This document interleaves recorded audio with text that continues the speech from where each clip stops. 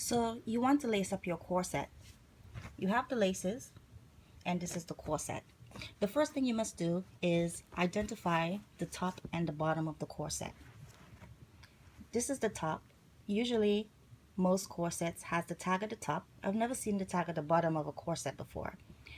And here also have one loop on each side for shoulder straps. And this is the bottom. There are loops at the bottom for garter belts. On this corset, there are 3 loops on each side. This is the bottom.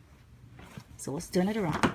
The reason you must identify the top from the bottom is because you end the laces at the bottom and you knot it at the bottom. Now that we've identified the top from the bottom of the corset, let's flip it over.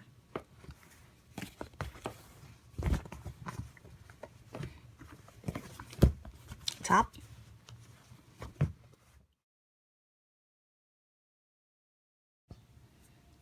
As you lace, the length of the lace on the left side should be the same length as the length of the lace on the right side.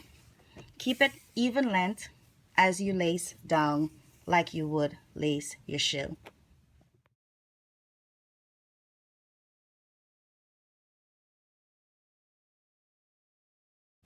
Now that we're halfway lacing this corset, we use the over-under method to complete the ladder. We're in the middle, so it is time to make the loop that's used to tighten the corset. So instead of going over-under, just for this one time, to make the second step of the ladder, not the second step, but about the next step, I'd say, of the ladder, instead of going over, like you did for the crisscross, when you're making the next crisscross, go under. I have 11 holes on the length of my corset, so my loop, I'd like it to be on the 5th and the 6th hole. 5, 5th, and 6th hole. My loop would come out this way. So you don't go back this way, you make a loop now. This is your loop that tightens the corset.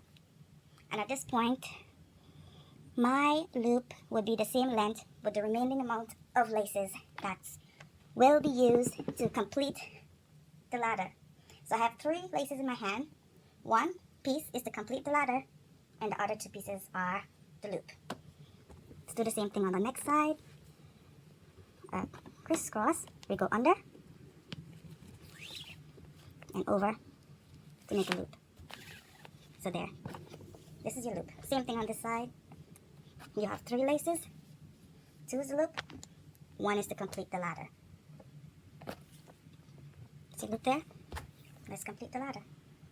We're going over this time, so we don't go back under. We complete the style of going over then under.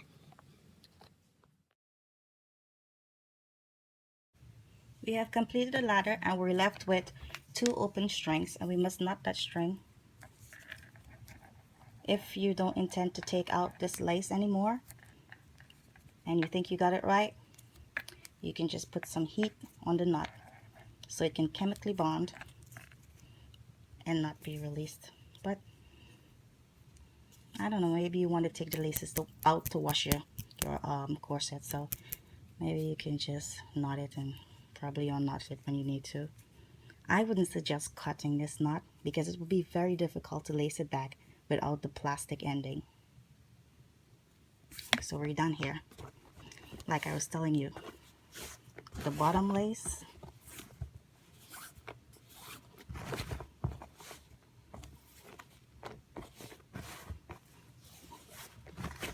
tightens the bottom, and try to keep this knot in the middle so it doesn't stop the function of tightening,